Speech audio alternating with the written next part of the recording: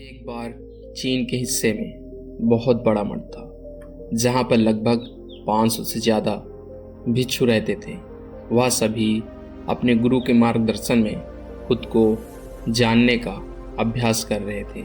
एक दिन एक लड़का उस मठ में शिष्य बनने के लिए आया। उसने गुरु से कहा, गुरुवर, मैं खुद को जानना चाहता हूँ। मैं सच की तलाश कर रहा हूँ। मैं पता लगाना चाहता हूँ कि सच क्या है। गुरु ने उसकी ओर देखा और कहा कि अगर तुम सच जानना चाहते हो तो तुम्हें अपना पूरा जीवन दांव पर लगाना होगा। सच को जानने में तुम्हारा पूरा जीवन लग सकता है, फिर भी इस बात की गारंटी नहीं है कि तुम्हें इस जीवन काल में सच का पता लग पाएगा या नहीं। क्या तुम इसके लिए तैयार हो? शिष्य ने कहा, गुरुदेव, मैं यहाँ पीछे मुड़ने के लिए नहीं आया हूँ। मैं इसके लिए तैयार हूँ। गुरु ने कहा, अगर ऐसा है तो तुम एक काम करो। इस मठ में 500 भिक्षु हैं। तुम उनके लिए चावल कूटने का काम करो। बस सुबह से शाम तक चावल कूटने का ही काम करो, और जब तुम थक जाओ तो सोने चले जाओ। फिर अगली सुबह उठकर चावल कूटने का काम शुरू कर दो। इसके अलावा कुछ और मत करना। किसी और चीज़ के बारे में मत सोचना। बस इस रास्ते पर चलते रहना और दोबारा मेरे पास मत आना। ज़रूरत पड़ने पर मैं खुद तुम्हारे पास आऊँगा। उस लड़के ने गुरु के आदेश का पालन करते हुए चावल कूटना शुरू कर दिया। उस मठ में 500 शिष्य थे। उन सभी को समय समय पर भोजन की आवश्यकता पड़ती थी। इसके लिए वह बहुत जल्दी उठ जाता था और रात को देर तक चावल कूटता रहता था।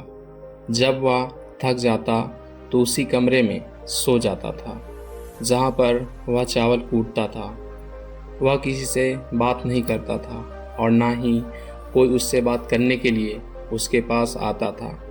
कुछ महीने तक चावल कूटते हुए उसके मन में पुराने विचार आते रहे, लेकिन उन विचारों को कोई नया विषय नहीं मिला तो वह अपने आप ही मिट गए।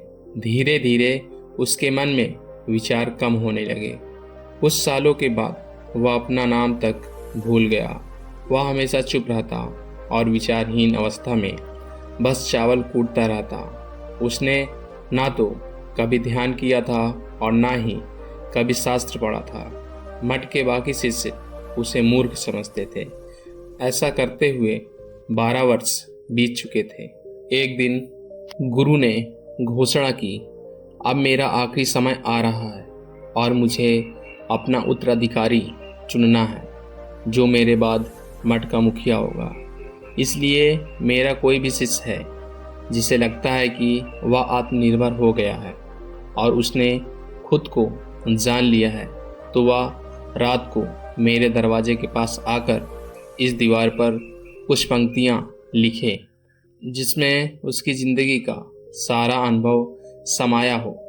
कई शिष्यों ने ऐसा करने के बारे में सोचा, पर मठ के प्रमुख शिष्यों में से एक शिष्य वहाँ जाकर कुछ पंक्तियाँ लिखी। उसे बौद्ध धर्म और ग्रंथों का बहुत ज्ञान था। सभी शिष्यों को लगता था कि वह इस मठ का उत्तराधिकारी बन सकता है। उसने लिखा था कि माँ एक दर्पण की तरह है जिस पर विचारों और इच्छाओं की धूल जमा हो जाती है। इस धूल को हटाने के लिए ही ध्यान है। जिसकी धूल हट जाती है और मन का दर्पण साफ हो जाता है, वो मोक्ष को प्राप्त कर लेता है। अगली सुबह जब गुरु उठे और उन्होंने इन पंक्तियों को देखा और उन्होंने कहा कि किस बेवकूफ़ ने यह सब कचरा मेरे दीवार पर लिखा है। वो शिष्य जिसने यह लिखा था वो चुपचाप खड़ा रहा।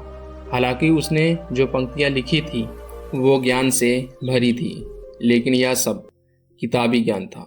वो शिष्य बहुत चालाक था। उसने पंक्तियाँ लिखी और उसने नीचे अपने हस्ताक्षर नहीं किया, क्योंकि वो स्वयं इसके बारे में निश्चित नहीं था कि यह सही है या नहीं, क्योंकि वह आत्म साक्षात्कार नहीं हुआ था। गुरु ने पंक्तियों को पूरी तरह से खारिज कर दिया। यह देखकर सभी हैरान रह गए। यह घटना पूरे मठ में चर्चा का विषय बन गई। इस विषय पर बात करते हुए दो शिष्य उस शिष्य के पास से गुजरे जो 12 साल पहले यहाँ आया था और दिन रात चावल कूटता रहता था। दोनों की चर्चा सुनकर वह धीरे से हंस पड़ा। दोनों शिष्यों ने उससे पूछा कि तुम क्यों हंस रहे हो। दोनों शिष्य की नज़र में यह चावल कूटने वाला तुच्छ भिक्षु ही था। किसी ने उसे ना तो कभी ध्यान करते हुए देखा था, ना ही कभी शास्त्र पढ़ते हुए। हर कोई उसे मूर्ख समझता था जो बस चावल को ही जानता था। उस मठ में बहुत बड़े बड़े विद्वान थे, लेकिन उस चावल कूटने वाले को किसी से कोई मतलब नहीं था। इसलिए वह दोनों शिष्य उसे मुस्कुराता हुआ देखकर हैरान रह गए। फिर उससे पूछा कि तुम क्यों हंस रहे हो। उसने जवाब दिया, मैं इसलिए हंस रहा हूँ कि गुरुवर सही बोल रहे हैं। यह सब पंक्तियाँ कचरा हैं। इन पंक्तियाँ का कोई मूल्य नहीं है। वह दोनों शिष्य चौंक गए। उन्होंने उससे पूछा कि क्या तुम ऐसी पंक्तियाँ लिख सकते हो जिससे भी बेहतर हो। चावल कूटने वाले ने जवाब दिया, नहीं, क्योंकि मैं अनपढ़ हूँ, लेकिन हाँ, मैं कुछ पंक्तियाँ जरूर कह सकता हूँ। अगर तुम उन पंक्तियों को लिख सकते हो तो मैं जानने के लिए तुम्हारे साथ तैयार हूँ। उन दोनों शिष्यों ने कहा, ठीक है। वह गुरु के कमरे के पास गए और चावल कूटने वाले ने कुछ पंक्तियाँ बोली और दूसरे शिष्य ने उसे दीवार पर लिख दिया और उन पंक्तियों के नीचे लिख दिया कि चावल कूटने वाला आदमी रोने लगा। उसे लगा कि मास्टर इस बात पर भी गुस्सा करेंगे। जो पंक्तियाँ उसने लिखने के लिए कहा था वह बहुत अद्भुत थी। वो पंक्तियाँ, मन तो बस एक भ्रम है, ना तो मन है ना ही मन का कोई दर्पण है, और जब मन ही नहीं है तो धूल कहाँ ठहरेगी। जो यह जानता है वह सच को जान गया। जब गुरु ने यह पंक्तियाँ देखी तो वह आधी रात को उठे और चावल कूटने वाले के पास गए। वह सो रहा था। गुरु ने उसे जगाया और कहा, यह लो मेरी छड़ी और मेरे वस्त्र ले लो। आज से तुम मेरे उत्तराधिकारी हो, लेकिन इस मठ को छोड़कर कहीं दूर चले जाओ, क्योंकि इस मठ में बहुत सारे विद्वान हैं जो खुद को तुमसे ज़्यादा श्रेष्ठ मानते हैं और वो तुम्हें मार देंगे। वो इस बात को बर्दाश्त नहीं कर सकते। ये एक साधारण सा चावल कूटने वाला उनसे ज़्यादा विद्वान निकला। तुम्हें वह सारा ज्ञान हो गया होगा जो मुझे है। तुम्हें यह सारा ज्ञान चावल कूटते कूटते हुआ है, और मुझे पता है कि तुम जहाँ भी जाओगे लोग तुम्हारे पास आने लगेंगे, क्योंकि जब कोई फूल खिलता है तो उसकी महक हर तरफ फैलने लगती है।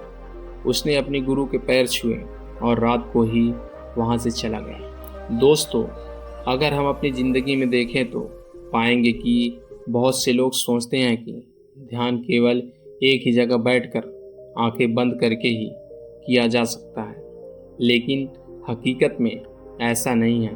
ध्यान तो चलते चलते भी किया जा सकता है। अपना कुछ काम करते हुए भी ध्यान किया जा सकता है।